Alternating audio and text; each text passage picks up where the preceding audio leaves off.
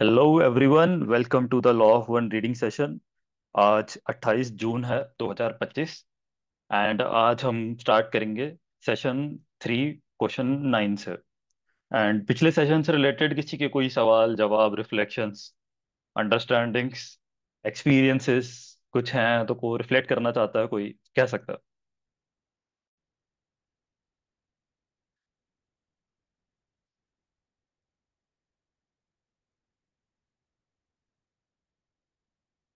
पिछला सेशन जैसे हुआ बड़ा जबरदस्त था। जो एक अंडरस्टैंडिंग बनी थी इसके अंदर, कैसे एक फाइनाइट एनर्जी, फाइनाइट ऑब्जेक्ट, एक पत्थर, उससे कनेक्ट, कम्युनिकेट करके एक रिक्वेस्ट दी जा सकती है।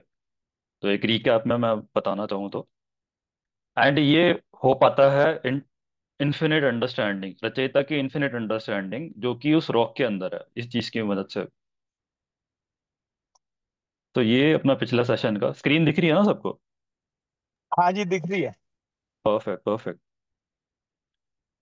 तो फिर आगे बढ़ते हैं हम। हाँ, वो कोई एक वो लॉ ऑफ वन की प्रेयर थी जी, जो पिछली बार बात हुई थी ना कि वो हाँ हाँ हाँ हाँ। सेशन से पहले होएगी। तो एक अगर हम्म। वो सोनिया मैम चाहें तो वो फिर एक बार करा दें, तो फिर अच्छा। ये सेशन फिर आप देखिएगा।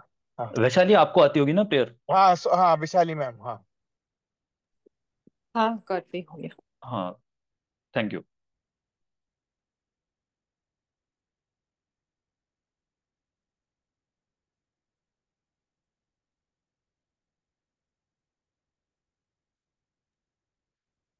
सवाल है कि लॉ क्या है। जवाब है कि लॉ एक है। सवाल है कि हम सब यहाँ क्यों इकट्ठा हुए हैं। जवाब है क्योंकि हम महासंघ की जानकारियों और सामग्रियों के माध्यम से एक के कानून को सीखना और सिखाना चाहते हैं। सवाल है कि हम रा को और महासंघ के अन्य सभी सदस्य जो एक अनंत रचयिता की सेवा में कार्यरत है उन्हें क्यों ढूंढ रहे हैं, क्योंकि वे सभी एक के कानून के विनम्र दूत हैं।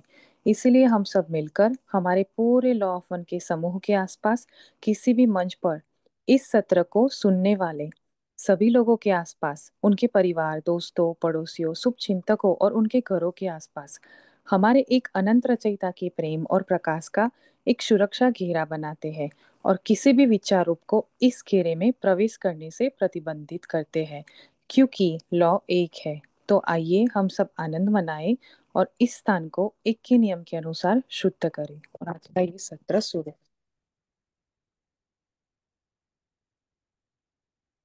थैंक यू वैशाली जी आपकी प्रेयर के लिए। किसी की कोई वॉलंटियर करना चाहता है रीड करने के लिए सेशन 3.9 से?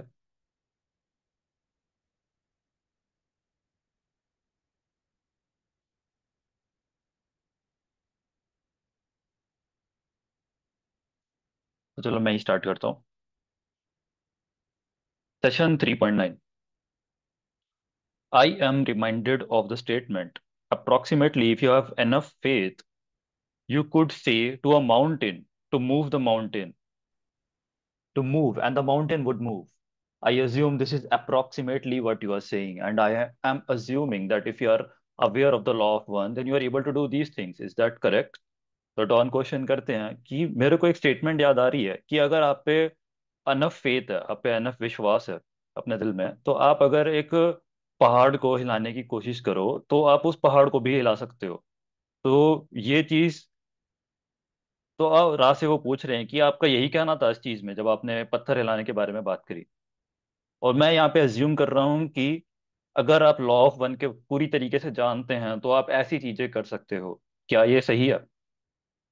तो रा कहते हैं, आई एम रा, the vibratory distortion of sound. Faith is perhaps one of the stumbling blocks between those of what we may call infinite path and those of the finite, proving your understanding. You are precisely correct in your understanding of the congruency of faith and intelligent infinity. However, one is a spiritual term, the other more acceptable, perhaps, to the conceptual framework distortions of those who seek with measure and pen. तो रा कहते हैं, I am रा। तो जो faith है, faith से जो एक, जो ये एक स्टम्बलिंग ब्लॉक है between those of what we may call एक इन्फिनिट पाथ और फाइनाइट पाथ के बीच का एक स्टम्बलिंग ब्लॉक बनता है फेथ, यानी विश्वास। तो आप करेक्ट हो ये चीज समझने में कि फेथ और इंटेलिजेंट इन्फिनिटी की आपस में एक तालमेल है, आपस में एक कॉन्ग्रुएंसी है। लेकिन एक स्पिरिचुअल टर्म है और दूसरी एक कॉन्सेप्चुअल फ्रेमवर्क है जो कि मेजर करते हैं। तो यहाँ पे बात हो रही है कि जो पत्थर हिलाए गए थे, जो मूव करा गया था, पिरामिड्स बनाए गए थे, वो आपका इंटेलिजेंट इन्फिनिटी से बनाए गए थे। एंड डॉन यहाँ पे समझने की कोशिश कर रहे हैं कि ये चीज क्या भरोसे से हुई थी, विश्वास से हुई थी। एंड यहाँ पे इन्होंने बोला कि फेथ एक स्पिरिचुअल टर्म है जो कि एक आपका अंदरूनी होने वाली चीज है, आध्यात्मिक चीज है। एंड जो इंटेलिजेंट इन्फिनिटी है वो आपकी आध्यात्मिक चीज नहीं है, ये कॉन्सेप्चुअल फ्रेमवर्क है जिसको आप साइंटिफिकली ऑब्जेक्टिवली मेजर कर सकते हो। Who seek with measure and pain. 3.10 question. Then, if an individual is totally informed with respect to the law of one and lives, and is the law of one, such things as building of the pyramid by direct mental effort would be commonplace. Is that what I am to understand? I am correct. तो don question करते हैं यहाँ पे, अगर एक individual को पूरी तरीके से लॉ ऑफ वन के बारे में पता है और वो उस तरीके से जी रहा है, एंड तो फिर ये चीजें जैसे कि पिरामिड को बनाना मेंटल एफर्ट से वो चीज आम हो जाएगी क्या? मैं इस चीज को ऐसे समझ सकता हूँ? सोरा कहते हैं, आई एम रा, you are incorrect in that there is a distinction between the individual power through your law of one and the combined or societal memory complex, mind, body, spirit understanding of the law of one. In the first case, only the one individual, purified of all flaws, could move a mountain. In the case of mass understanding of unity, each individual may contain an acceptable amount of distortion, and yet the mass mind could move mountains. The progress is normally from the understanding which you now seek to a dimension of understanding, which is governed by the laws of love, which seeks the laws of light. Those who are vibrating with the law of light seeks the law of one. Those who vibrate with the law of one seeks the law of foreverness. We cannot say what is beyond the dissolution of the unified self with all that there is, for we still seek to become all that there is, and still are we Ra. Thus our paths go onwards. तो राय यहाँ पे कहते हैं कि एक individual power law of one के through पत्थर हिलाना और एक कंबाइंड सोशल मेमोरी कॉम्प्लेक्स यानी ग्रुप माइंड के थ्रू उस चीज को अंडरस्टैंड करना, इसके बीच में अंतर है। तो डॉन का एक कहना था कि अगर हम सबने लॉ ऑफ वन जान लिया तो हर कोई यहाँ पे पत्थर हिलाने लग जाएगा। तो इन्होंने बोला कि एक इंडिविजुअल पावर में और एक ग्रुप की पावर में लॉ ऑफ वन की उसमें काफी अंतर है। जो पहला केस में जहाँ पे एक इंडिविजुअल जिसने अपने आप को पूरी तरीके से प्योरीफाइड कर लिया है वो माउंटेन को मूव कर सकता है, जिसने अपने आप को प्योरीफाइड कर लिया सारे फ्लॉज से। In the case of mass understanding of unity, जहाँ वो हमारा social memory complex for example, सबको अंडरस्टैंडिंग होगी है यूनिटी की, सबको लॉ ऑफ उनकी अंडरस्टैंडिंग होगी है, हर इंडिविजुअल के अंदर एक डिस्टॉर्शन होगी माउस मास माइंड को मूव करने की, and get the mass mind could move mountain. मतलब इस सब में एक इंडिविजुअल अमाउंट होगी जो कि एक साथ अगर हम जुड़ जाएं तो हम मास माइंड से माउंटेन्स मूव कर सकते हैं। तो ये काफी सारे एग्जांपल्स काफी सारी एक्सरसाइजेस भी होती हैं। कभी अगर हम सारे एज अ हम ग्रुप कहीं मिले तो हम एक टेलीकाइनेसी की एक्सरसाइज कर सकते हैं। तो उसमें क्या होता है कि कई यूनिवर्सिटीज में भी प्रैक्टिस करी है कि एक लोग एक लाइन से खड़े हैं, जो एक बहुत बड़ा ग्रुप है, एक सर्कल है, एंड उसके अंदर वो सारे के सारे कोशिश करते हैं पेन को अपने माइंड की पावर से हिलाने के लिए। एंड क्योंकि वो इतने सारे लोग कोशिश करते हैं तो वो पेन सच में हिल जाता है टेबल पे जो रखा होता है, क्योंकि वो एक मास माइंड वो मूव करवा देता है, क्योंकि हर किसी के कुछ एक छोटे लेवल की डिस्टॉर्शन होती है कि वो चीजों को मूव कर सकता है, लेकिन वो जब एक साथ अप्लाई होती है एक स्पेसिफिक डायरेक्शन पे तो वो चीज पॉसिबल हो पाती है। तो वो सेम चीज है यहाँ पे।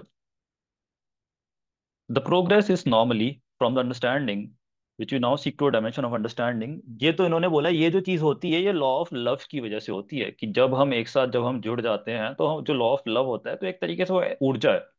लव एक ऊर्जा है, लव एक एनर्जी है। एंड जब हम सबके हर्ट्स एक साथ जुड़े होते हैं, एंड जब ये तब होगा जब हम सब में एक मास अंडरस्टैंडिंग आ जाएगी यूनिटी की। तो सबसे पहले तो अभी यहाँ पे हम लॉ ऑफ लव सीख रहे हैं कि हम सबको एक टोटल अंडरस्टैंडिंग आ रही है, हर किसी के अंदर पता है कि यार मेरे में और सामने वाले में कोई अंतर नहीं है, मैं और ये एक ही है, एंड मैं इसको उतना ही प्यार करता हूँ जितना मैं अपने आप को प्यार करता हूँ। जब ये चीज स्टैब्लिश हो जाती है फंडामेंटल लेवल पे हमारे मास माइंड में, यानी हमारे societal social mind body spirit complex में, तो वो एकता की शक्ति, एग्जैक्टली तो ये एकता की शक्ति बन जाती है। तो वो एनर्जी फिर चीजों को मूव करना शुरू कर देती है।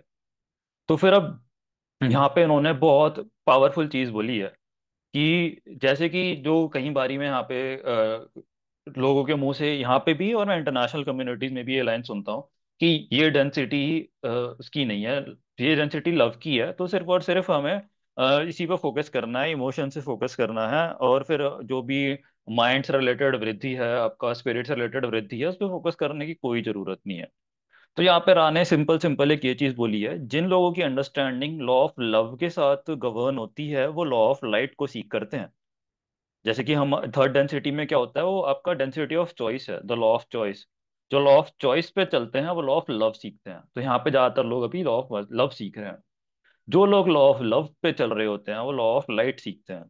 जो लोग लॉ ऑफ लाइट सीखते हैं पे चल रहे होते हैं वो लॉ ऑफ वन सीखते हैं। और जो लॉ ऑफ वन पे चल रहे होते हैं वो लॉ ऑफ फॉरएवरनेस सीखते हैं। तो ये दशा दिशा चलती ही रहती है, ये खेल रुकता नहीं है। तो ये रा खुद नहीं कह सकते, इनका भी कुछ वो चीज नहीं है कि एक यूनिफाइड सेल्फ है, उसके साथ जब हम एक हो जाते हैं, अनंत रचयिता है, जब हम उसके साथ हम एक मिल जाते हैं, उसके बाद क्या होगा, क्या है उसके बाहर, वो ये खुद नहीं जानते, क्योंकि ये खुद वो चीज बनना चाहते हैं। For we still seek to become all that there is and still are we Ra, इसलिए हमारे रास्ते अभी आगे चलते जा रहे हैं। काफी हैवी चंक था ये। किसी के कोई रिफ्लेक्शंस, किसी का कोई विचार?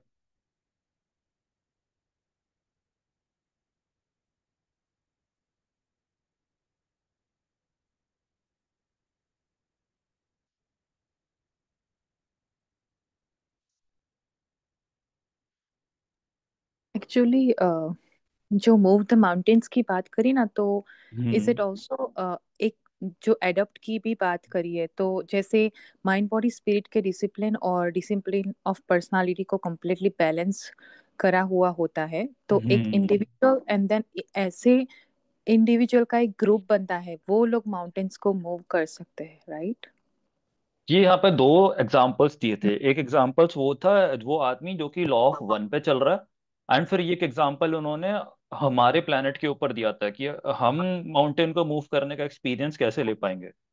तो हम्म। जो इन्होंने पहला एग्जाम्पल दिया, ये इन्होंने एक तरीके से मान लो इन्होंने अपने पर्सपेक्टिव से दिया कि जो लॉ ऑफ वन की वाइब्रेशन से रेजोनेट कर रहा है, वो वो इंडिविजुअल में अपने फ्लॉज को प्योरीफाइड कर दिया उसने, एंड वो माउंटेन मूव कर पाएगा। एंड जो अपना फ्लॉज से प्योरीफाई करना, ये बहुत बहुत बड़ी चीज है। ये आपका लॉ ऑफ वन की पावर से फ्लॉज को प्योरीफाई करके माउंटेन मूव कर पाना, ये बहुत बड़ी चीज आ जाती है। और जो यहाँ पे जो चीज आती है मास अंडरस्टैंडिंग ऑफ यूनिटी, ये उससे एक लोअर वाइब्रेशन की चीज है। कि अभी ये इन्होंने लॉ ऑफ वन के पावर से बताया, तो इन्होंने एक तरीके से अपने उससे बताया कि अगर मैं लॉ ऑफ वन पे हूँ, वो चीज जो डॉन का क्वेश्चन था वो ये था कि एक आदमी जो लॉ ऑफ वन से जी रहा है, और जो जैसे कि अगर हम लॉ ऑफ वन सीख लेंगे तो क्या हम भी इस चीज को हिला पाएंगे। तो फिर राय ने इस चीज का जवाब दिया, जैसे कि लॉ ऑफ वन पे जीना मुश्किल होता है, एंड वो चीज जो इंडिविजुअल पावर से लॉ ऑफ वन को मूव कर पाता है पहाड़ों को, वो चीज टोटली डिफरेंट चीज है। और जो अगर हम सब में यूनिटी की अंडरस्टैंडिंग आ जाएगी तो हम लॉ ऑफ लव सीखेंगे, लॉ ऑफ वन नहीं सीखेंगे हम। Law of one, law of light के बाद सीखते हैं हम। एंड लॉ ऑफ लव सीखने के बाद हम मास अंडरस्टैंडिंग ऑफ यूनिटी जो आ जाएगी, हम उसके बाद एक एक्सेप्टेबल अमाउंट ऑफ डिस्टॉर्शन से हम मूव कर पाएंगे माउंटेन्स को। फिर जाके ये चीज पॉसिबल होगी। तो इनका ये अंडरस्टैंडिंग थी यहाँ पे देने की। इन्होंने इन दोनों चीजों के बीच में डिस्टिंक्शन करा था। लॉ ऑफ वन की जो एक वाइब्रेशन है वो काफी अलग आ जाती है, एंड जहाँ पे हम लॉ ऑफ लव है तो हमको काफी सारे लोगों को इकट्ठा होना पड़ेगा एक माउंटेन मूव करने के लिए, तब जाके वो चीज पॉसिबल हो पाएगी, क्योंकि the level of impurity is very high in this hmm. Third fourth density. True. Thank you. You welcome. और किसी के कोई थॉट्स, रिफ्लेक्शंस? हमारे भी रास्ते, thus our paths go onwards.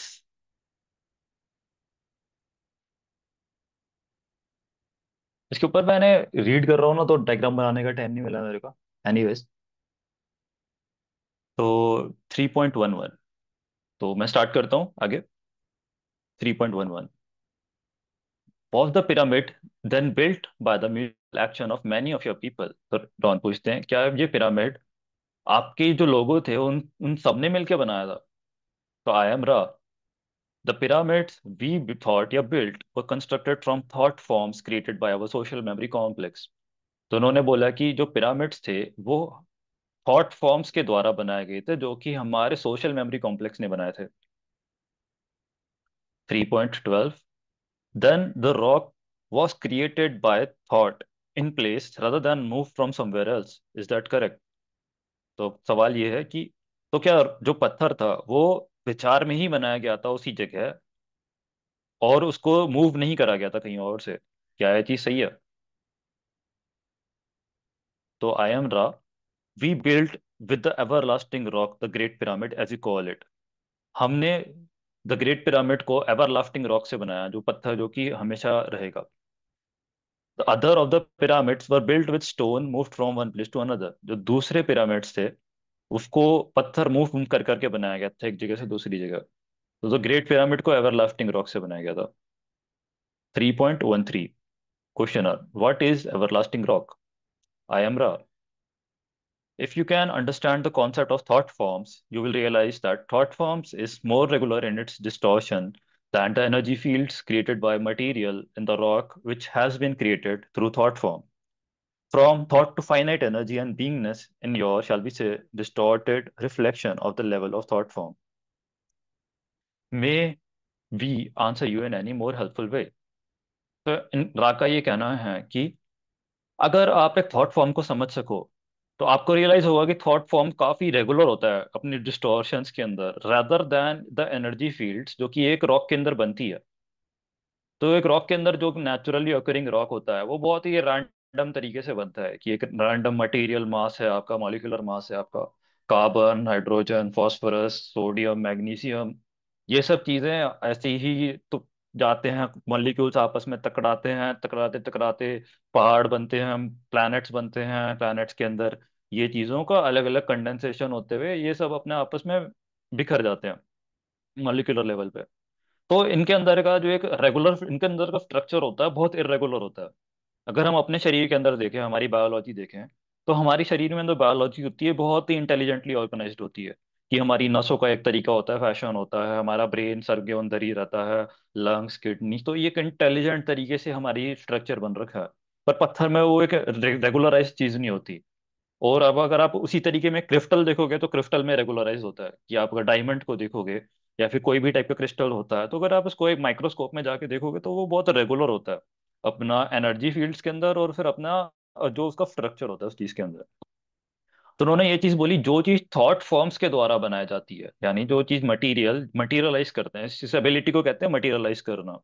तो जो रा ने यहाँ पे प्रदर्शन करा था, जो पिरामिड्स बनाए थे, वो उन्होंने थॉट फॉर्म्स से मटीरियलाइज करा, एंड थॉट फॉर्म्स की जो एनर्जी मटीरियलाइज करने की आई वो उनको अपने सोशल मेमोरी कॉम्प्लेक्स से आई थी।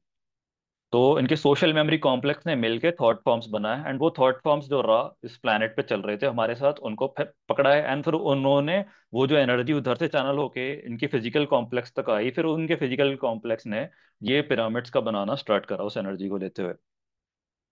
एंड इस चीज के अंदर हुआ ये कि जो थॉट फॉर्म से बनाया हुआ मैटर मास होता है वो काफी रेगुलर होता है।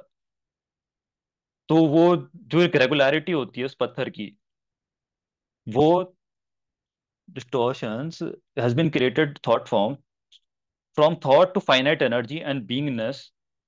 तो एक तरीके से जो थॉट फॉर्म होता है काफी रेगुलर होता है अपने स्ट्रक्चर में, जिसकी वजह से वो एक एवरलास्टिंग रॉक को कहा गया है यहाँ पे इनके द्वारा,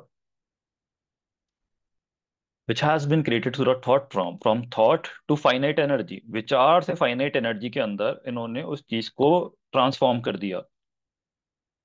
and beingness in your, shall we say, distorted reflection of the level of thought form।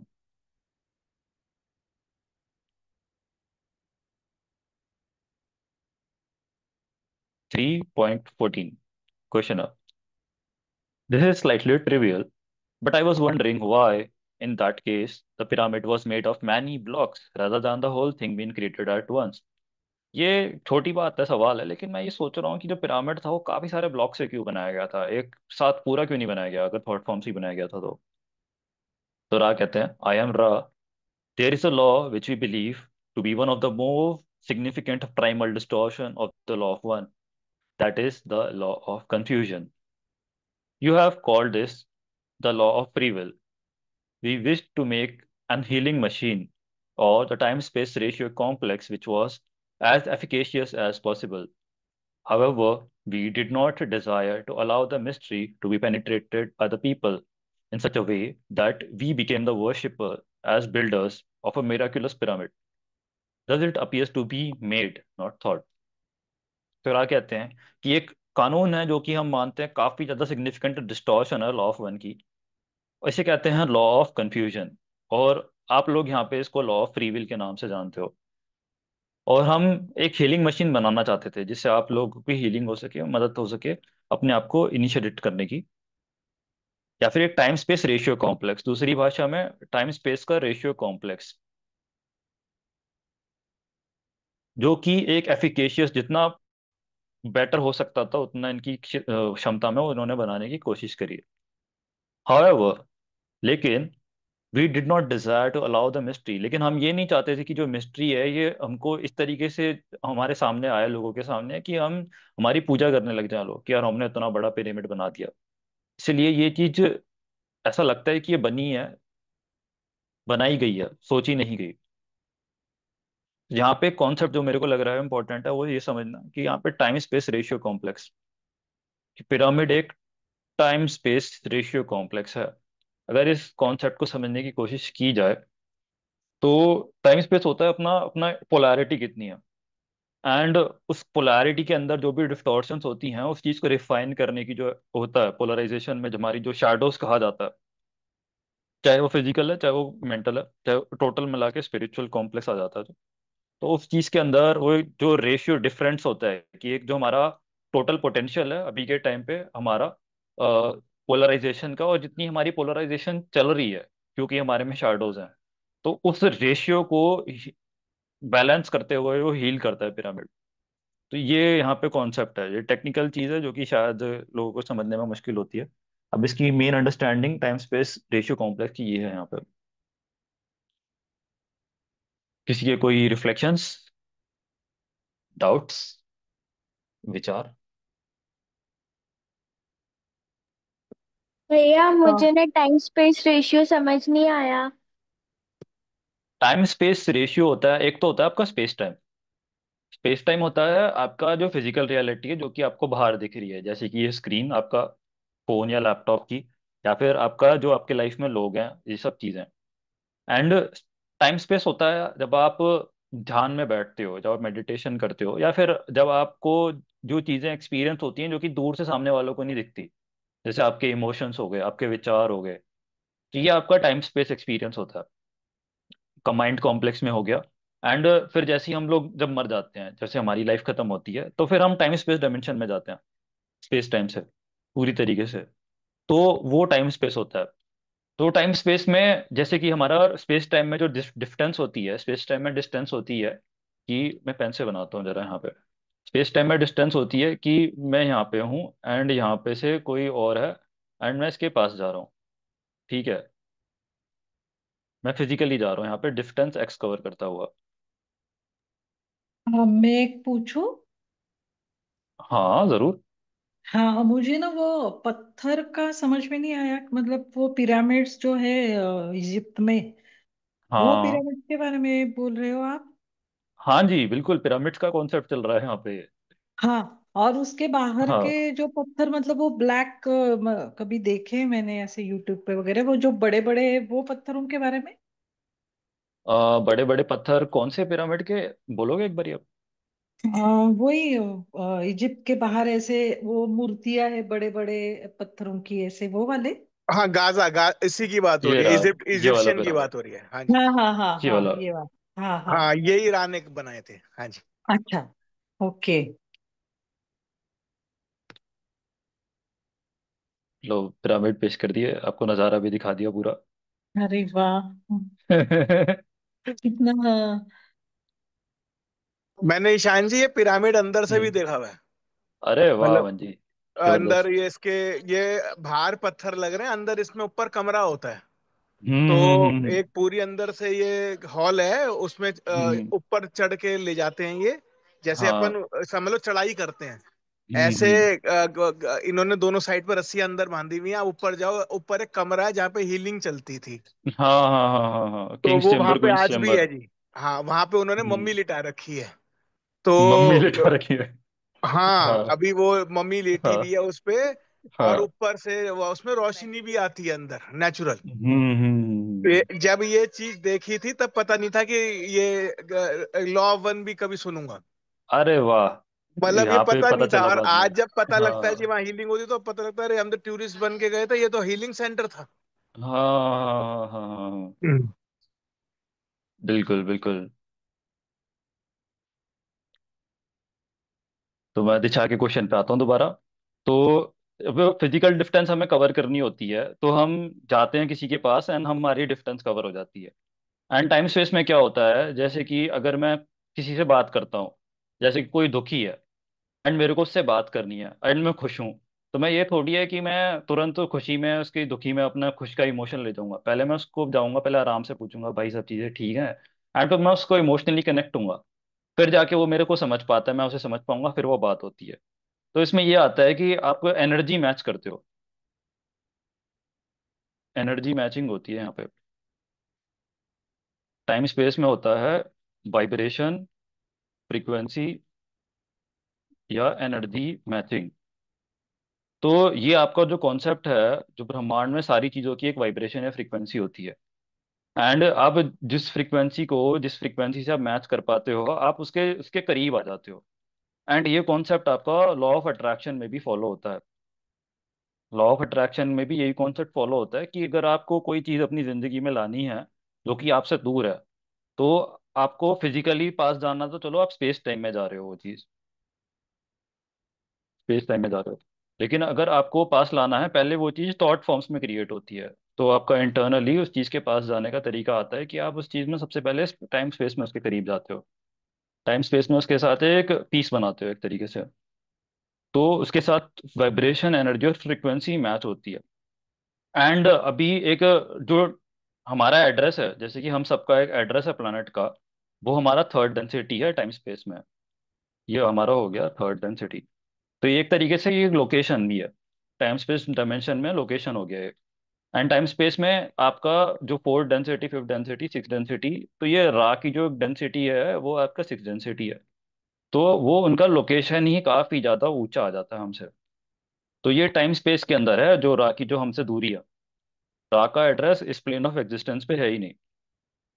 And फिर यहाँ पे एक जो उसमें पॉइंट आता है कि अभी जो यहाँ पे जो पॉइंट बात करिए टाइम स्पेस रेशियो की, जो टाइम स्पेस रेशियो की जो जितनी मेरी अंडरस्टैंडिंग हुई है इस कॉन्सेप्ट की, वो ये हुई है कि यहाँ पे आपके दो सेल्फ हैं, ठीक है, टाइम स्पेस में यहाँ पे। एक तो आपका ये सेल्फ है जिसके अंदर आपकी एक पोलराइजेशन है, आपका पोलराइजेशन है, ठीक है। इसमें पोलराइजेशन यानी आपका चेतना का फैलाव, आपकी चेतना का एक फैलाव है। तो यहाँ पे मैं अगर यहाँ से पेन से बनाऊँ, एक आपकी चेतना का एक फैलाव है,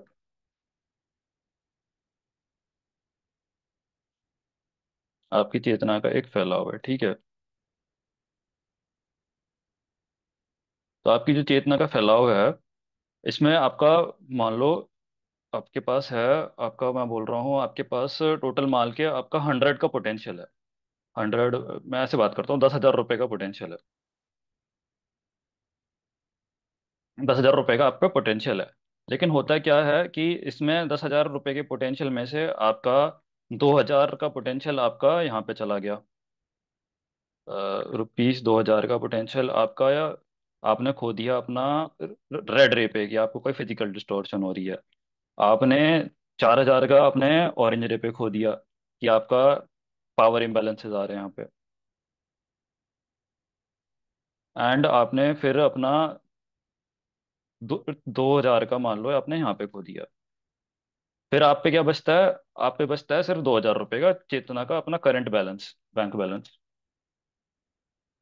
तो जो टाइम स्पेस रेशियो होता है वो आपका टोटल पोटेंशियल और फिर जितना आपका रनिंग पोटेंशियल है, वो इस चीज के रेशियो को बैलेंस मारता है। ये आपका टोटल पोटेंशियल आ गया, और एक आ गया आपका रनिंग पोटेंशियल, जिसमें आपकी गाड़ी अभी चल रही है 2000 पे।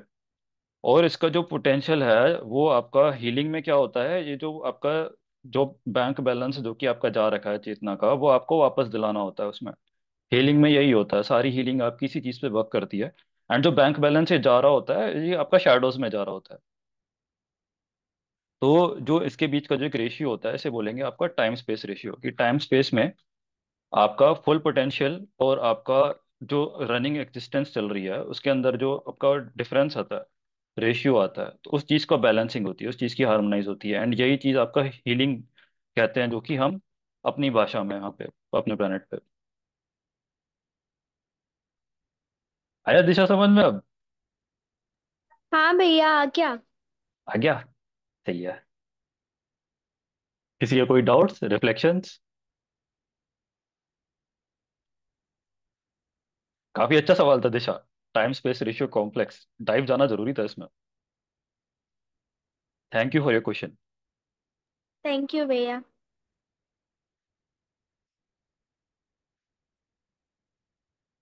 चलिए फिर आगे बढ़ते हैं।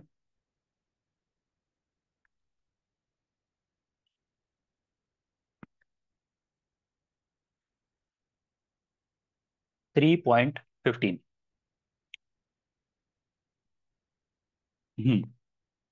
Questioner. Well, then you speak of the pyramid, especially the Great Pyramid, I assume, as primarily a healing machine, and also spoke of it as a device for initiation. Are these one and the same concepts? तो don पूछते हैं यहाँ पे कि आप अपने pyramid की बात करी, द ग्रेट पिरामिड, तो मैं ये अज्यूम करता हूँ कि ये एक प्राइमरली एक हीलिंग मशीन थी, और ये एक डिवाइस फॉर इनिशिएशन भी था। क्या हीलिंग और इनिशिएशन एक ही कॉन्सेप्ट है? ये भी काफी अच्छा सवाल है, स्पिरिचुअल सवाल है। तो रा कहते हैं यहाँ पे, they are a part of one complex of love light intent sharing. To use the healing aspects properly, it was important to have purified and dedicated channel or energizer for the love light of the one infinite creator to flow through.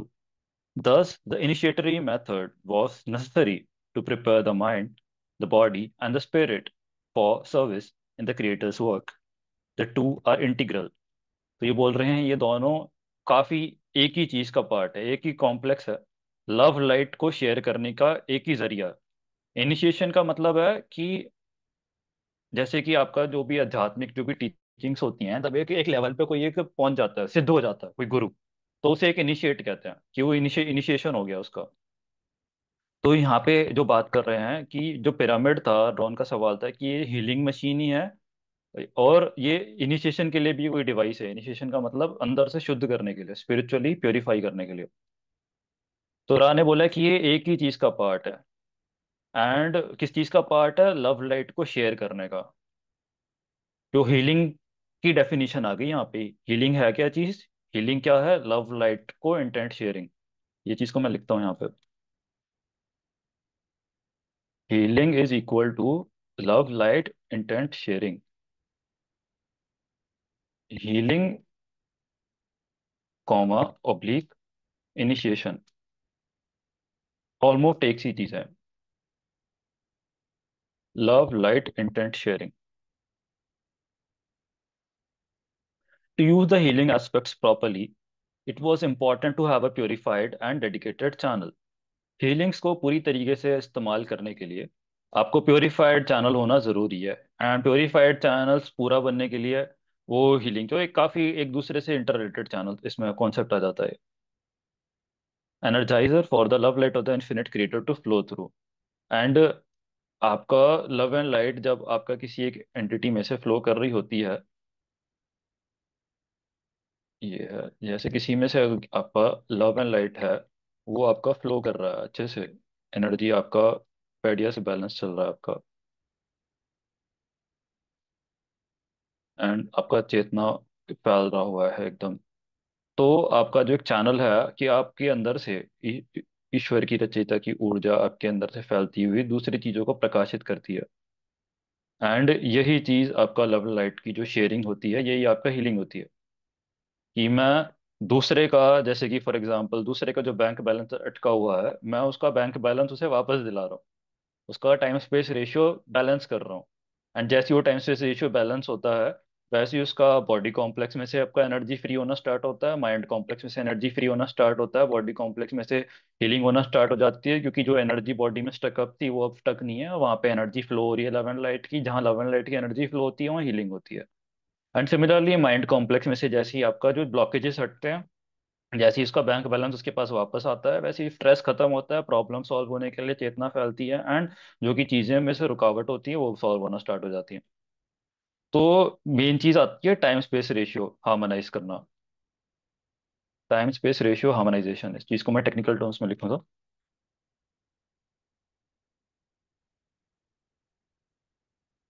तो ये आपका healing आता है।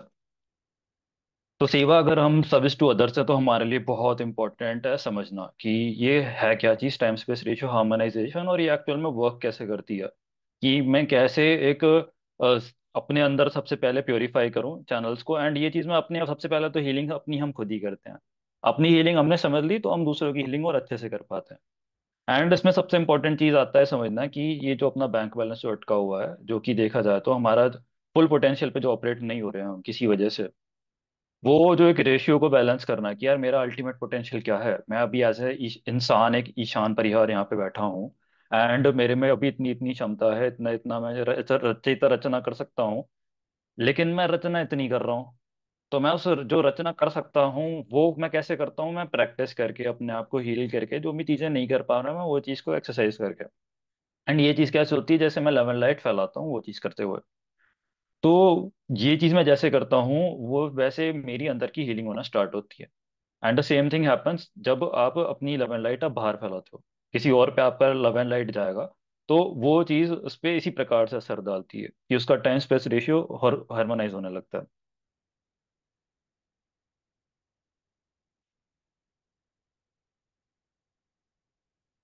दस the इनिशिएटरी method was necessary, तो ये इन्होंने बोला था कि एक इनिशिएट करने के लिए एक मेथड बहुत जरूरी था, कि अब जो इनका जो रा की इच्छा यही थी कि उन्होंने प्लेनेट पे पिरामिड बनाया। एंड पिरामिड बनाने के अंदर इनका इच्छा यही थी कि एक जो लोगों के अंदर जो अटका हुआ है, जो कि इनका जो वो पोटेंशियल बोल लो, चेतना बोल लो, आपका पोलराइजेशन बोल लो, वो जो अटका हुआ है वो जब लोगों पे वापस आएगा तो चेतना का फैलाव पूरे प्लेनेट पे बढ़ेगा। एंड जो उम्मीद थी यहाँ पे राको इन लोगों से कि जो कि थोड़ा स्पिरिचुअली इंक्लाइन लग रहे थे और इनकी फाउंडेशंस इनको बेटर लग रही थी कि यार ये लोग यूनिटी समझते हैं रियलिटी में, एंड अगर हम इन्हें सही तरीके से बताएं तो हम इनकी मदद कर सकते हैं। तो उन्होंने इस प्रकार वो कोशिश करी कि यार क्या पता ये इन सबका उत्थान हो सके, लेकिन वो चीज़ उस तरीके से हुई नहीं। तो जो इनिशिएट करने का मेथड था वो माइंड बॉडी और स्पिरिट को रचयिता की सेवा में तैयार करने के लिए जरूरी था। यहाँ पे ये चीज आती है। किसी का कोई रिफ्लेक्शंस थॉट्स डाउट्स?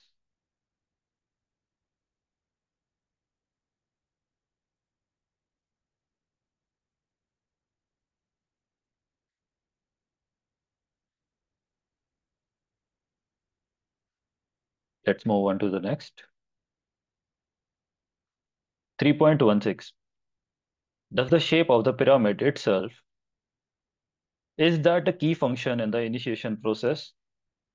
क्या पिरामिड का शेप अपने आप में की फंक्शन है इनिशिएशन प्रोसेस में? तो रा, ये काफी बड़ा सवाल है। We feel that we shall begin and ask you to reevaluate and ask further at a later session. हम आपको बोलेंगे कि आप इस चीज को री इवेलुएट करके हमसे बाद में सवाल करें। टू बिगिन, उस चीज को अगर शुरुआत में करूँ उस चीज की, तो यहाँ पे दो मेन फंक्शंस हैं in relation to the initiatory procedures. Initiation के प्रोसीजर्स में यहाँ पे दो मेन फंक्शंस आते हैं। यहाँ पे इनिशिएशन की बात हो रही है। इनिशिएशन का मतलब प्योरिफिकेशन, जो कि प्योरिफिकेशन या एनर्जाइजर, एक रचयिता का जो एनर्जी वो फ्लो करवाने वाला जो एनर्जाइजर बनता है, ये चीज आपका कैसे काम करता है पिरामिड, अब उस चीज के बारे में यहाँ पे बात हो रही है। For the love and light of the infinite. तो इनिशिएटरी प्रोसीजर्स में टू मेन फंक्शंस आते हैं।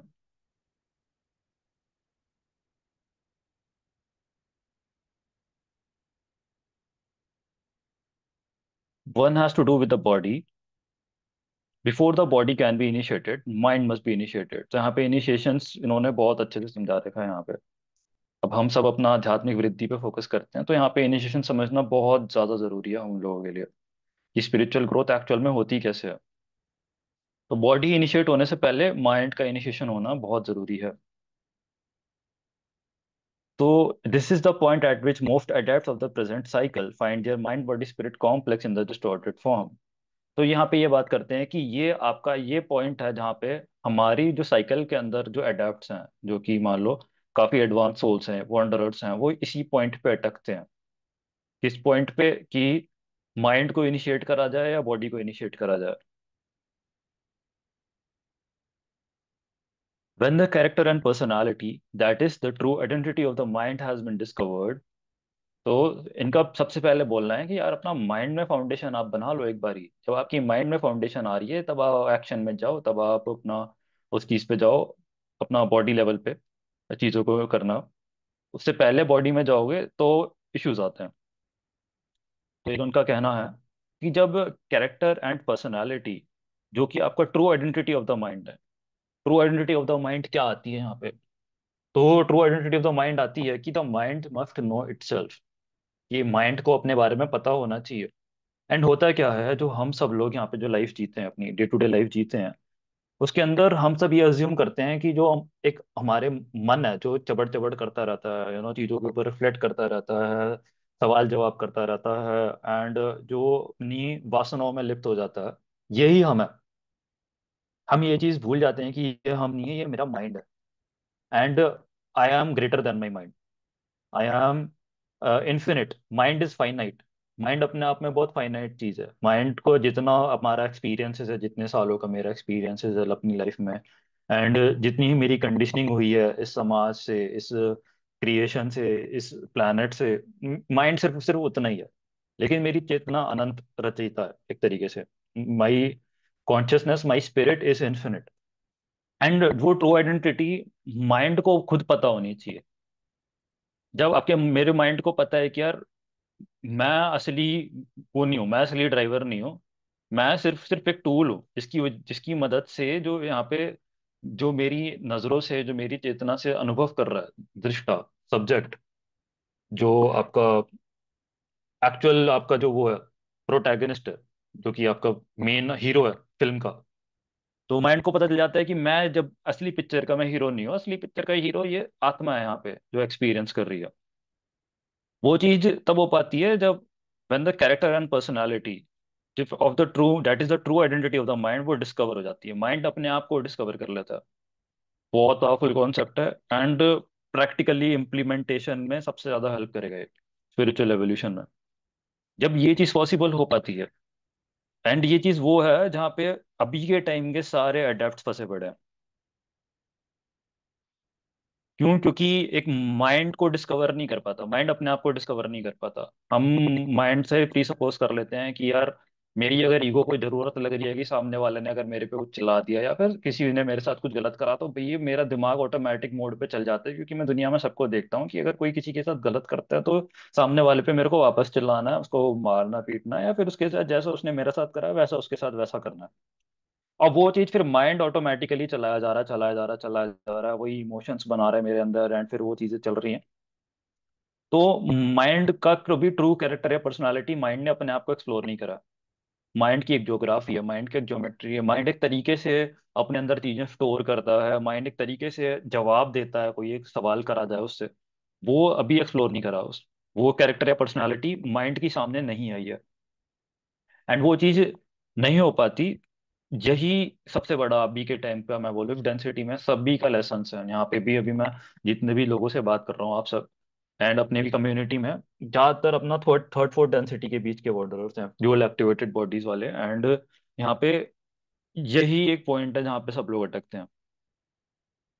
सब लोगों की अंडरस्टैंडिंग काफी अच्छी आ जाएगी, लेकिन बस यहाँ पे यही प्रॉब्लम आ जाती है कि एक जो माइंड की आइडेंटिटी है वो डिस्कवर नहीं हो पाती। एंड ये डिस्कवर आपका discipline of the mind complex की वजह से होती है, जो किया गया सेशन 4 में। और जब ये चीज डिस्कवर हो जाती है, then the body must be known in each and every way. जब माइंड अपने आप को जान लेता है तब बॉडी को जानना आसान होता है।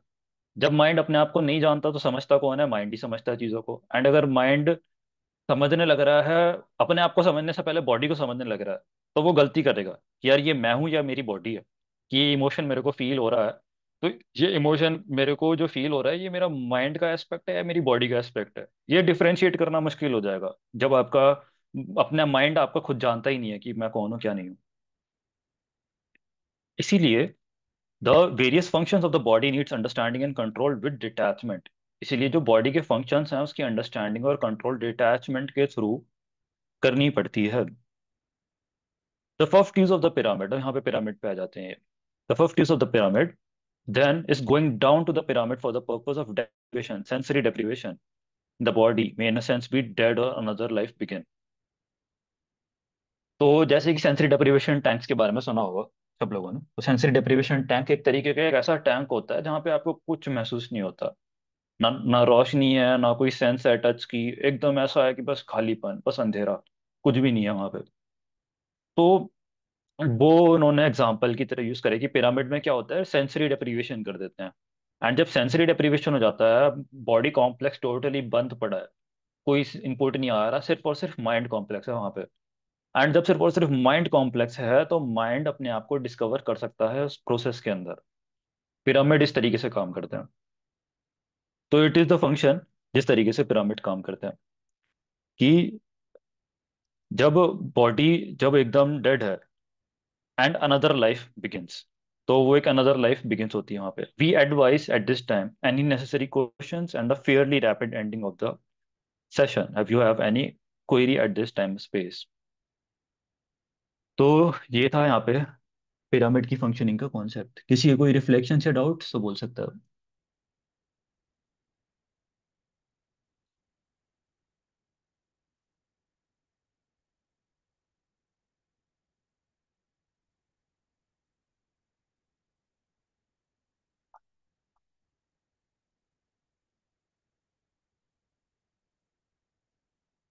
ठीक है, किसी को कोई डाउट हो तो हेजिटेट मत करना पूछने में। कोई फीडबैक अभी के सेशन से रिलेट करते हुए?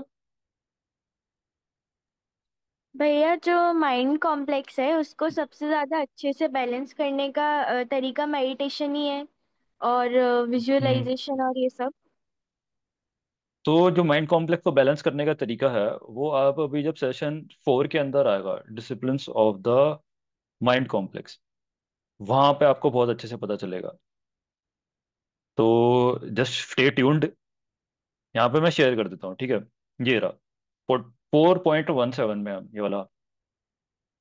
तो ये वाला जो पार्ट है मैं शेयर कर देता हूँ ग्रुप में। तो ये आपका माइंड को बैलेंस करने का यहाँ पे कॉन्सेप्ट आ जाता है। यहाँ पे इन्होंने पूरा बता देते हैं इस चीज़ को। 4 पॉइंट यहाँ पे गई हम, I will share it the exact session.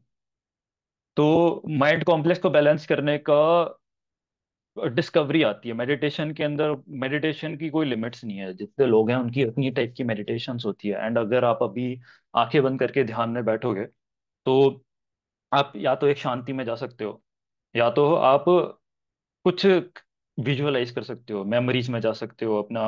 And memories में जाने के बाद आप क्रिएट कर सकते हो चीजें, जैसा आप फ्यूचर क्रिएट करना चाहते हो। एंड ज्यादातर लोग सिर्फ और सिर्फ इतना ही करते हैं कि या तो एक पूरी तरीके से शांति महसूस करी, उस लेवल पे उन्होंने पीस महसूस करा, एंड पीस जो एक्सपीरियंस करा, और उसकी वजह से वो फोकस की एबिलिटी बनी कि वो जब माइंड उनका ऑफ है एंड माइंड जब ऑन है, वो इस चीज को डिफरेंशिएट करना जान पाते हैं। एंड फिर जब इस चीज को प्रैक्टिस कर पाते हैं तो वो एक हद तक अपने माइंड को दरवाजे की तरह खोलना बंद करना की तरह इस्तेमाल कर सकते हैं कि माइंड को मैंने टर्न ऑफ कर दिया and now I can focus more on the in the moment. तो मैं इन द मोमेंट में जो चीजें चल रही हैं मैं उस पर फोकस कर सकता हूँ। एंड अगर मेरे को सोचना है तो मैं अपने विचारों में जा भी सकता हूँ। तो ये एक एबिलिटी आती है, ये इस चीज से आती है आपका जब आप एक माइंडफुलनेस मेडिटेशन करते हो। इस चीज को माइंडफुलनेस मेडिटेशन कहते हैं। एंड जो दूसरी जो मेडिटेशन आती है ज्यादातर लोग करते हैं वो होती है विजुअलाइजेशन। विजुअलाइजेशन में दो टाइप की मेडिटेशन होती हैं।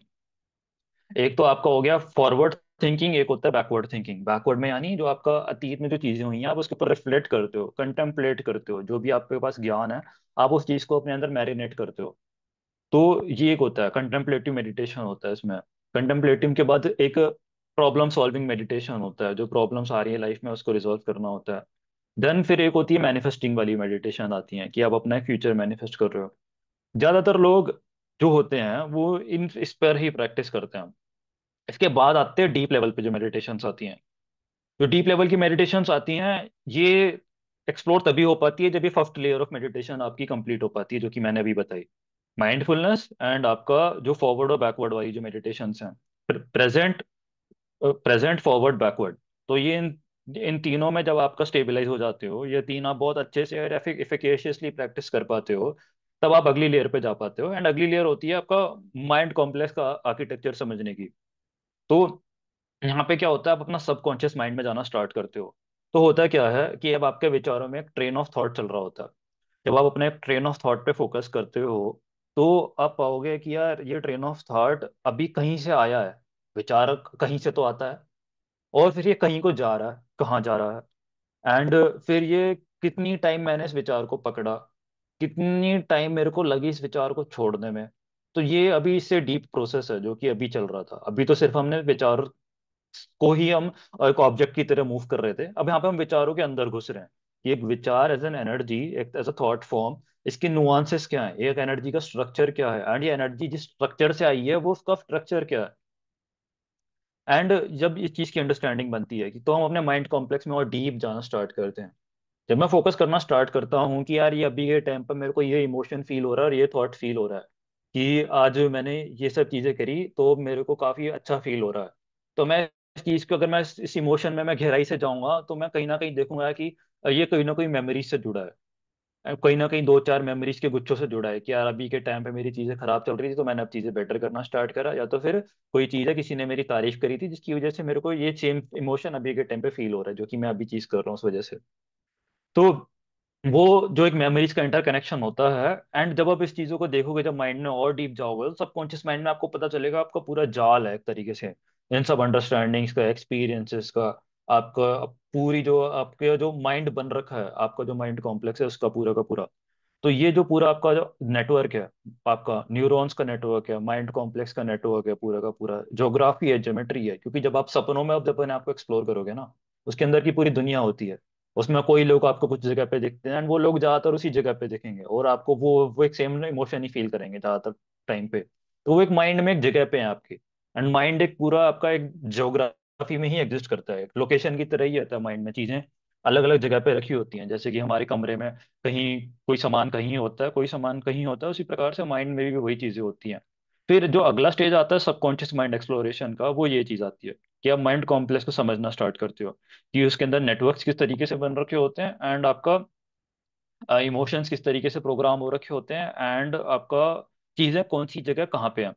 जब आप ये चीज समझना स्टार्ट करते हो तब आपका एडेप्ट वाला काम स्टार्ट होता है। जब आप तब आप जाके सेल्फ ट्रांसफॉर्मेशन कर पाते हो। एंड यही जो चीज है, आपका फर्स्ट जो प्रैक्टिस होती है इंडिगो रे की, फर्स्ट प्रैक्टिस इंडिगो रे की इस लेवल पे होती है, सेल्फ ट्रांसफॉर्मेशन पे होती है। जब आप सेल्फ ट्रांसफॉर्मेशन पे एफिकेशियस हो जाते हो कि आप अपना थॉट फॉर्म्स को मैनिपुलेट करना स्टार्ट कर पाते हो, कि आपके अंदर जो आपका जो ज्योग्राफी है एंड अपनी ज्योग्राफी के अंदर की चीजों को आप चेंज करना स्टार्ट कर पाते हो कि यार मेरे को ये चीज मेरे माइंड में मेमोरी है, मेरे को यहाँ पे नहीं अच्छी लग रही, मैं इसको इस जगह रखता हूँ जहाँ पे मैं प्यार करता हूँ अपने आप को।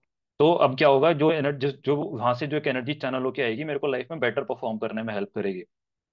तो जब मैं ये चीज करना स्टार्ट कर पाता हूँ, इसको सेल्फ इंजीनियरिंग कहते हैं। तो जब मैं ये चीज करना स्टार्ट कर पाता हूँ तो मैं थॉट फॉर्म्स के साथ इफेक्टिव हो जाता हूँ थॉट फॉर्म्स को यूज करने में।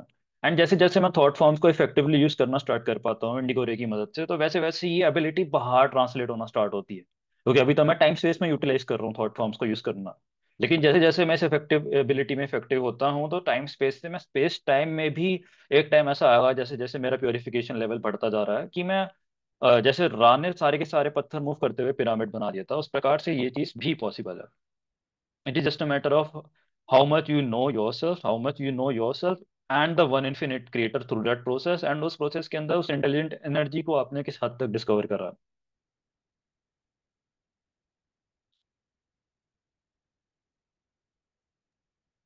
हाँ भैया समझ आ गया अब। बिल्कुल।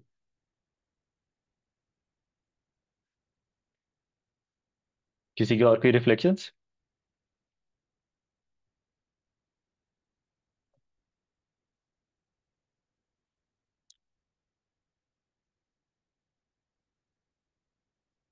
सेशन खत्म होने वाला है, जस्ट दो क्वेश्चंस और बाकी हैं इसमें। Then I will open the platform for group discussions. तो 3.17, तो डॉन यहाँ पे सवाल करते हैं। द ओनली क्वेश्चन इज, तो मेरा सिर्फ एक ही सवाल है कि is there anything that we have done wrong, anything that we could do to make the instrument more comfortable. तो रा कहते हैं, we scan this instrument, this instrument has been much aided by these precautions. We suggest only some attention to the neck, which seems in this body distortion to be distorted in the area of strength weakness. More support therefore to the neck area may be needed. तो राह यहाँ पे बात करते हैं कि आप precautions काफी अच्छी तरीके से कर रहे हो, बस आप नेक के एरिया पे ध्यान रखो, क्योंकि यहाँ पे डिस्टॉर्शंस दिख रही हैं वीकनेस स्ट्रेंथ की। इसलिए नेक एरिया में एक एड मिलेगा तो वीकनेस को सपोर्ट मिलेगा।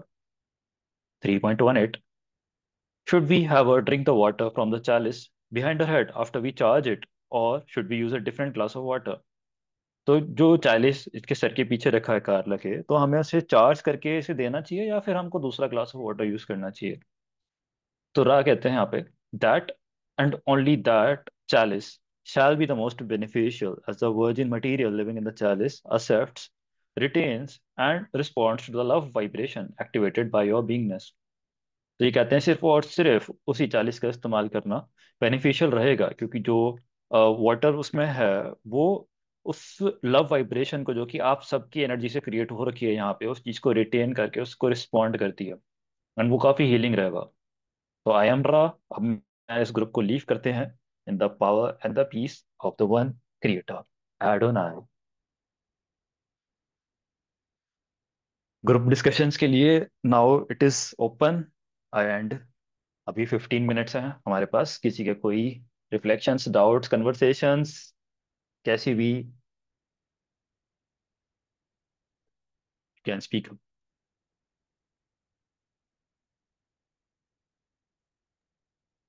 जैसे इसमें मुझे पूछना बात करनी है। हम्म इसमें यहाँ पे लिखा है when the character and personality that is a true identity of the mind has been discovered. हम्म अब होना तो ये चाहिए ना कि when the self has been discovered. भाई हम्म मन को जान के आप क्या करोगे? अपने आप को जान, सेल्फ को जानने से चेतना का स्तर बढ़ता ना। मन सेल्फ से तो कौन आप जानता सगुन है? ब्रह्मांड चलाओगे। सेल्फ कौन जानता है? सेल्फ माइंड ही तो सेल्फ जानता है सेल्फ को। हाँ हाँ, एक तरीके से। हाँ, ये बात भी सही है कि सेल्फ को भुलाने वाला हाँ ही माइंड है। हाँ, अच्छा। एग्जैक्टली, यही तो बात हाँ, आती है, माइंड ही तो जानता है सेल्फ को। And mind. माइंड हाँ माइंड को ना डिफरेंस करना है, सिंपल सी चीज ये आती है, सेल्फ और अपने आप में। हाँ, ट्रू सेल्फ और अपने आप में डिफरेंस करना है, एंड ट्रू क्योंकि सेल्फ और अपने आप में एक्सपीरियंस तो डिफरेंस माइंड कर रहा करना। है ना। एक्सपीरियंस नहीं तो नहीं, माइंड करता है एक्सपीरियंस क्योंकि तो स्पिरिट कर रही है। माइंड उस चीज को ट्रांसलेट करता है हमारे लिए, इंटरप्रेट करता एक्सपीरियंस है। स्पिरिट करती है या एक्सपीरियंस माइंड करता है, स्पिरिट साक्षी रहती है कि हाँ जी एक्सपीरियंस हो रहा है। एक्सपीरियंस एक्सपीरियंस ही तो साक्षी हो ना। हाँ, तो मतलब एक तरीके हम्म से स्पिरिट, अगर मैं कहूँ सेल्फ साक्षी है कि माइंड एक्सपीरियंस कर रहा है, यही तो होगा। भाई ब्रह्म माइंड और रचना ही बॉडी तो देख दोनों रहे हैं। एक्सपीरियंस कर रही है, माइंड और बॉडी दोनों एक्सपीरियंस कर रही है। आपका जो रचयिता तो मान लो समुंदर है, एंड उस समुंदर, उस अनंत समुंदर का आपका एक बूंद है स्पिरिट, उस इन्फिनिट इंटेलिजेंट एनर्जी का। और जो बॉडी और माइंड कॉम्प्लेक्स हैं, ये उसका आपका डिस्टॉर्टेड डिस्टॉर्टेड एस्पेक्ट है, जिस जो कि समझ गया, हमको मतलब एज अ आप स्पिरिट हमें पॉइंट समझ एक्सपीरियंस गया। करने में। आप ये कह रहे हो कि जीव आत्मा के पॉइंट ऑफ व्यू से देखोगे तो जीव हम्म आत्मा में स्पिरिट कॉम्प्लेक्स एक्सपीरियंस कर रहा है माइंड के इंस्ट्रूमेंट को लेके। अगर सगुन हम्म सगुन ब्रह्मांड के उस पे देखो, निर्गुण पे समझो और उसमें शुद्धता में देखो, तो उस केस में सेल्फ जो है उसमें माइंड और बॉडी दोनों ही नहीं होते, तो एक्सपीरियंस होता ही नहीं। वो तो ये कहता है ये हम्म एक्सपीरियंस जो है वो बाहर का है, इंस्ट्रूमेंट की वजह से बन रहा है, लेकिन मुझे किसी एक्सपीरियंस की जरूरत नहीं। हम्म। तो दोनों हो गए ना, सगुन और निर्गुण दोनों पैरेलल चल रहे हैं ना इस टाइम। हाँ बिल्कुल बिल्कुल, वही तो दोनों चीज है, पैरेलल चल पैरेलल रहे ही हैं ना, है। बॉडी कॉम्प्लेक्स का भी पैरेलल है मन जी, हैंड टू पैरेलल है हैंड। ना। तो ये बॉडी अपन बात कॉम्प्लेक्स भी कर रहे हैं पैरेलल है। सगुन की, मतलब हम बॉडी सोशल बॉडी कॉम्प्लेक्स के अंदर ये बात कह रहे हैं कि भाई हम्म। माइंड जो है वो स्पिरिट जान रही है, और माइंड इंस्ट्रूमेंट बन के एक्सपीरियंस करा रहा है उसको। भाई स्पिरिट तो माइंड, विटनेस कर रही है, हाँ मतलब माइंड माइंड का तो काम ये है कि माइंड सबसे पहले कंफ्यूज्ड है। माइंड जो सबसे बड़ी प्रॉब्लम आती है, जो आध्यात्मिक नींद बोलूंगा, आध्यात्मिक जो निंद्रा की स्थिति है जो हमारे समाज में बोलूंगा, एंड जो अडेप्ट खासकर जो कि कंफ्यूज करते हैं, वो ये करते हैं कि आध्यात्मिक निंद्रा जो चीज है वो यही है कि आप सेल्फ और माइंड के बीच में डिफरेंशिएट नहीं कर पाते। आप माइंड को सेल्फ समझ बैठते हो, एंड वहां आपकी जो मिस्टेकन आइडेंटिटी है, यही सारी सफरिंग का कॉज वो बनती है आइडेंटिटी लास्ट में। बनाती है, वो आइडेंटिटी बन जाती है ना, हमारी अपनी आइडेंटिटी बनती है ना वो। सेल्फ आइडेंटिटी हाँ एग्जैक्टली। हाँ हाँ। ओके। हम्म। एंड जैसे जैसे वो माइंड, क्योंकि माइंड को ही अब देखा जाए डिस्कवर करना है, एंड अगर आप सेल्फ को डिस्कवर कर लोगे, एंड होता क्या है कि आप अद्वैत में जाओगे ना, तो वहाँ पे सेल्फ की डिस्कवरी पे फोकस है, लेकिन माइंड की डिस्कवरी पे फोकस नहीं है। हाँ हाँ, वो माइंड तो की क्लियर सेल्फ है। की डिस्कवरी के बाद माइंड की डिस्कवरी भी आती है देखा वो जाए तो, एंड वो माइंड की बिल्कुल क्लियर डिस्कवरी बात करी है। जाए तो सेल्फ अपने आप डिस्कवर हो जाता हाँ, इसमें क्या है ना जी, दो दो तरीके से ये साइंस चल रही है, एक निर्गुण पे चल रही है, एक सगुण पे चल रही है। तो अपन जो इस टाइम बात कर रहे हैं ना, वो सगुण की चल रही है, क्योंकि यहाँ पे जो है वो गुण जो है वो निकल चुके हैं, मतलब लव और लाइट से रचेता रचना कर चुके हैं। है। अब आप लव एंड लाइट के थ्रू भी रचेता को मैनिफेस्ट कर पा रहे हो, तभी तो आप उसको कहते हो हम्म कि हाँ ये है। जो ये हम्म। आवाज भी निकल रही है, हम जो विचार कर रहे हैं माइंड के कॉम्प्लेक्स से तो कर रहे हैं। अगर हम हम निर्गुण के कॉन्सेप्ट पे करेंगे तो माइंड तो होता ही नहीं हमारे पास। बिल्कुल नहीं है, कुछ भी नहीं है वहाँ पे तो। वो तो सिर्फ साक्षी है, हर इंद्रिय के पीछे बैठा हुआ। हाँ बिल्कुल। और सगुन के अंदर जब तक वो जीवात्मा है तब भी तो वो क्रिएटर है, क्योंकि ये तो वो समझ ही रहा है ना कि मेरे को, मैंने ये जो क्रिएशन करवाई है, ये जो क्रिएट एक हम्म। विचारधारा लोगोस ने मेरे को जो क्रिएट करा है, वो उस लोगोस को जान रहा है उससे। हाँ बिल्कुल। हम्म तो सगुन में वो लोगोस को जानेगा, निर्गुण में वो अपने आप को जानेगा, पूरी तरीके से उसको जानेगा, क्योंकि उसमें मैनिफेस्टेशन तो होएगी ही नहीं ना। हम्म। तो ऐसा हम्म। रचयिता जो है ना, देखो जो जो टुकड़े हुए हैं रचयिता के, फ्रॉम वननेस, जो मैनीनेस जो बनी थी, हम्म। तो जो मैनीनेस थी, वो मैनीनेस जो हमें मैनीनेस लगती है, पर एक्चुअल में वो आपका यूनिटी और इन्फिनिटी है। वो हम स्पिरिट कॉम्प्लेक्स मान लो उस चीज को, वो स्पिरिट है आपका, वो सोल है, जीवात्मा है। एंड वो जीवात्मा को, अगर वो जीवात्मा जो रचयिता है, हम सब जो रचयिता है, एंड हमको एज अ रचयिता रचना अनुभव करनी है, तो रचयिता को रचना से जो मिलाना है, उसके अंदर हम मेरे को एक व्हीकल की जरूरत है, माइंड एंड बॉडी कॉम्प्लेक्स की। तो वहां पे ये चीज आती है, माइंड और बॉडी कॉम्प्लेक्स की जो एक डिजाइन जो करा गया है लोगोस के द्वारा, ये सारा का सारा नृत्य, सारी की सारी कोरियोग्राफी, ये इसी वजह से हुई है, ताकि आप यहाँ पे माइंड कॉम्प्लेक्स से डिस्कवरी कर पाओ। एंड उसके अंदर, उस चीज के अंदर सबसे ज्यादा पॉसिबिलिटीज हैं, क्योंकि जहां बॉडी कॉम्प्लेक्स आ जाता है वहां आप स्पेस टाइम में आ गए, वहां आप स्थूल ब्रह्मांड में आ गए। लेकिन माइंड कॉम्प्लेक्स आपका ब्रिज आ जाता है निर्गुण एंड स्थूल के बीच में, स्पेस टाइम और टाइम स्पेस के बीच में ब्रिज बन जाता है माइंड पूरा। एंड वहां से आपका निर्गुण को एक्सप्लोर करने के लिए जो दरवाजा है वही खोलता है, क्योंकि हम तो एक तरीके से मान लो पूरे स्थूल ब्रह्मांड में फंसे हैं, पूरे माया में फंसे हैं, हमें नहीं पता रचेता है या नहीं है, कुछ भी नहीं पता हमें। लेकिन जैसे जैसे वो माइंड पे से वेल हटती है, ये वेल हटाने का प्रोसेस है पूरा का पूरा, वेल हटाने का प्रोसेस है पूरा का पूरा यहाँ पे, कि जो कैरेक्टर और पर्सनालिटी, जो true identity of the mind है, जो डिस्कवर करना है, ये आपका वेल हटाने का प्रोसेस है। जैसे ये वेल जब हटती है यहाँ जब पे। वो जब वो समुंदर के ऊपर से कि लहर आती है, तो लहर तो जानती है ना, हूं तो मैं आखिरी हम्म समुंदर ही। अब भाई मैं हम्म। ऊपर उठ के नीचे तो मिलूंगी। आप हम्म ऊपर से उठ के नीचे मिल लो, या समुंदर क्या है जी, मैं समुंदर हूँ, दो ही चीज है ना। तो अगर समुंदर कहता है मैं समुंदर हूँ, तो मैं निर्गुण हूँ। और अगर वो कहती है, अगर आपने माया मतलब ये लीला के अंदर आप इसको देखते हो, तो आप उठते हो नीचे की कॉन्शियसनेस से लेके पूरी कॉन्शियसनेस में, हम्म फिर समुंदर में मिल जाते हो, फिर यूनिटी में मिल हम्म। जाते हो। यूनिटी में हम्म तो आप मिलते ही हो। मतलब आप सगुन में भी देखोगे, यूनिटी तो तब भी मिलते ही हो, सबको एक अनंत ही तो मानते हो फिर उसके बाद। मतलब आखिरी हम्म कॉन्शियसनेस लेवल में आपके अंदर ये डिस्टॉर्शन रहता ही नहीं कि अलग है, हम अलग हैं। आप कहते हो सब एक है। हम्म और शैडो वर्क हम्म। से जो ये अलग अलग वाली भावना होती है वो भी खत्म कर लेते हैं। एग्जैक्टली यही वाले पॉइंट को मैं कवर भाई करने वाला सगुन था। आखिरी में बनता तो निर्गुण ही हम्म है, क्योंकि वो ये बात को समझ चुका होता है। अभी अब वो कहता है ये बुरा है ये अच्छा है, अब दोनों को देखो जी एक साथ, अब कहो जी ये रोशनी में चला गया तो खत्म हो गया। तो निर्गुण बुरा और अगर अच्छा दोनों खत्म होके बन तो वो इक्वलाइजेशन, मतलब वो रहा ना, हम्म और बनी तो वो रोशनी हम्म आखिरी में। हाँ बिल्कुल यूनिटी बनेगी तो ऑब्वियसली। यूनिट, हाँ तो वो गुण तो हम्म खत्म हो गए। जब रोशनी के अंदर चले गए तो गुण तो खत्म हो गए, अब तो दोनों गुण खत्म हो गए, फिर आप रचयिता की तरह बिल्कुल खड़े हो गए। बिल्कुल बिल्कुल बिल्कुल बिल्कुल बिल्कुल तो बिल्कुल। यही हुआ ना जी कि आप अभी ये रचना कर रहे हो, अब ये अच्छा और बुरा, क्योंकि अगर मैं कहता हूं मैं तो खुश ही हूं जी, तो फिर वो रा कहते हैं भाई रोने वाला भी सोच लो हाथ के हाथ। जिससे कि वो दोनों को आप एक करके ये समझो कि ये सारी चीज रचना मेरी रोशनी में हो जाती है, दोनों में होती है। ये नहीं कि अच्छे में ही होती है, पूरा भी मेरे अंदर से ही निकल रहा है। हम्म और ये लेवल पे वो छठी का नफ्ता पहुंच जाता है, क्योंकि वो तब तक सबको एक कर चुका होता है, सब वो समझ चुका होता है कि ये गुण तो सिर्फ एक पार्ट है रचना के, जबकि ये तो गुण जो है वो तो आखिरी में रोशनी ही है सिर्फ। बिल्कुल बिल्कुल बिल्कुल बिल्कुल बिल्कुल। हाँ तो पैरेलल हुआ ना जी, सगुन और निर्गुण ब्रह्मांड। निर्गुण तो खैर होता ही तीनों ही है वो पैरेलल है अमन जी। एंड बात ये आती है कि अच्छा, और अच्छा निर्गुण इसमें में शायद स्थिर नहीं होते, इन तीनों को जोड़ना पड़ता है। एंड इन तीनों को जो जोड़ना है वो तब हो पाता है जब माइंड कॉम्प्लेक्स में इम्प्योरिटीज नहीं बचती, कोई डिस्टोर्शंस नहीं बचती। तो वो हाँ चीजें जो हमें लगता है सेपरेट है वो अपने आप ही एक में एकता में बन जाती हैं, क्योंकि डिस्टोर्शंस है ही हाँ, नहीं जो कि हमें सेपरेटनेस में लाएंगे कहीं ना कहीं। ग्रॉस शैडो वर्क सटल हो और रखा, कॉजल को एक देखना पड़ेगा। एक करना पड़ेगा। वो करना वर्क है, पड़ेगा क्योंकि हाँ, वो प्रणव हो इंटीग्रेशन गई, है, यहाँ पे कर्म हिरणागरव हो योग गई आता है। और ईश्वर हो गया। मतलब कर्म पहला तो योग इसी प्रणव चीज हो में गया आता है ग्रॉस, सारा। हिरणागरव हो गई सटल, और ये ऊपर आपका ये कैजुअल जो हुआ वो ईश्वर हो गया। तो वो तीनों को एक करके आप वो उसको अनंत रचेता करते हो। मतलब ये लिमिटेड है ना, ये तो फाइनाइट है, उसको इनफाइनाइट में कन्वर्ट करते हो। कन्वर्ट नहीं से रियलाइजेशन ही है देखा था तो। रियलाइजेशन करते हो, सॉरी।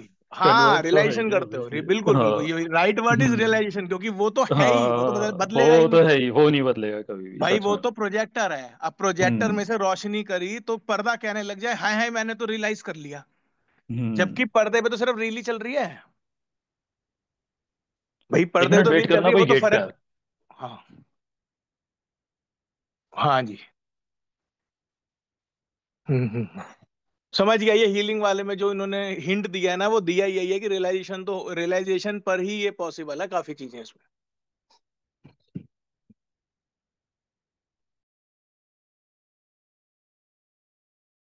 हेलो।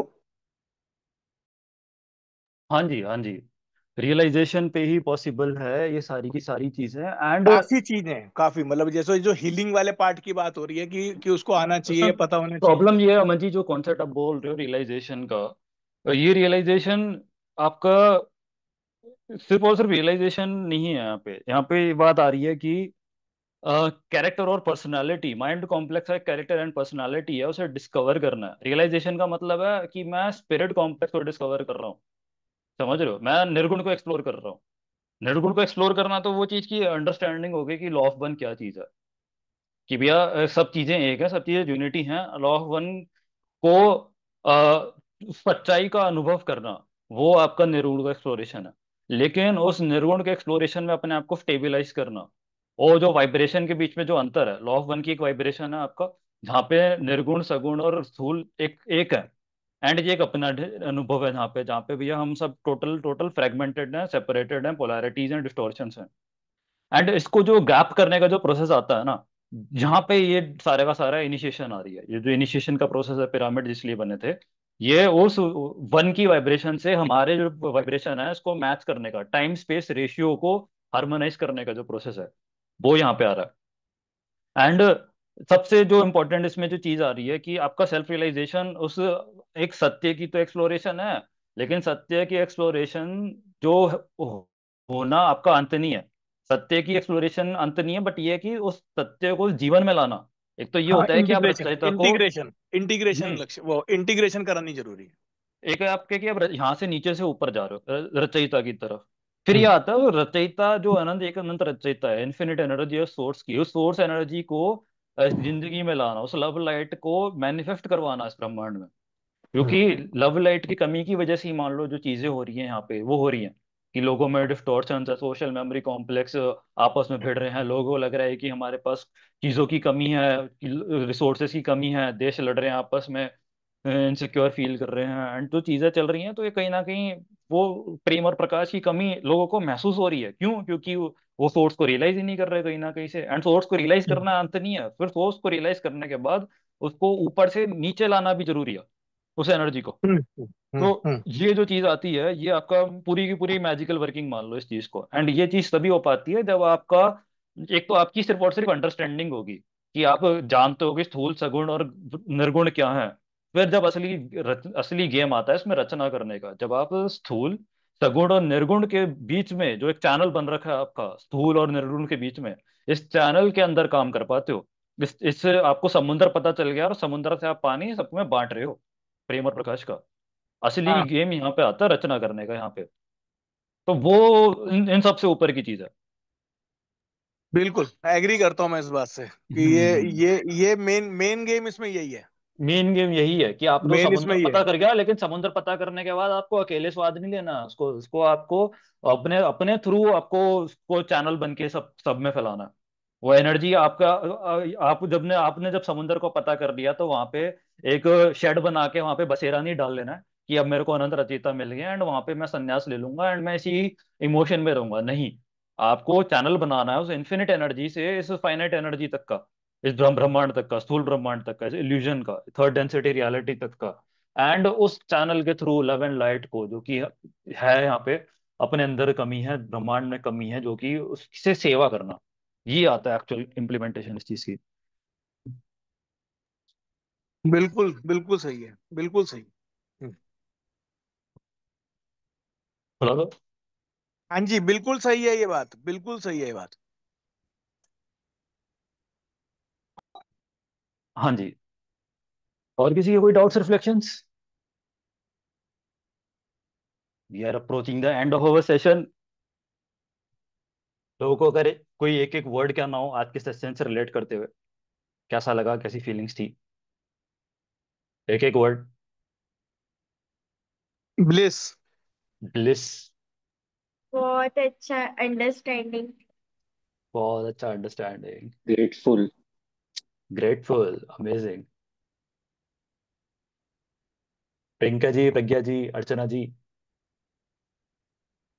एक एक वर्ड आज के सेशन के लिए।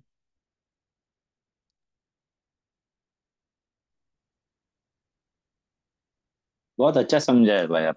बहुत अच्छा ओह, लगा। Thank you. Thank you. Shadow work पे बहुत ध्यान देना पड़ेगा अभी बहुत अच्छे से। बिल्कुल बिल्कुल बिल्कुल। बैंक वही ये बैलेंस है। सब रखे। बैंक बैलेंस वापस लाना अपना।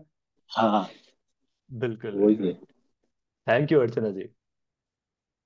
Thank you Pragya ji. चलिए फिर आज के लिए वाइंड अप करते हैं, मिलते हैं अगले वीक। किसी के कोई डाउट्स हैं, रिफ्लेक्शंस हैं, एनी टाइम लाइक ग्रुप में डिस्कशंस करने के लिए, like you are always welcome. तो हम जी। इसके ऊपर आगे भी चल सकते मैं हैं। ईशान जी इसमें आपको पहले थैंक्स करना चाहता हूँ, जो आप इतना इनिशिएटिव लेकर अपना टाइम समय देते हैं और आध्यात्मिक वृद्धि के लिए मेहनत कर रहे हैं। उसके लिए मैं आपको ग्रेटिट्यूड देता हूँ और बहुत बहुत सच्चिदानंद कहता हूँ। Thank you Aman ji. Thank you Priyanka ji. Thank you everyone. Thank you fellow seekers. Love and light to everyone. See you all next time. Adonai. अभी बाय।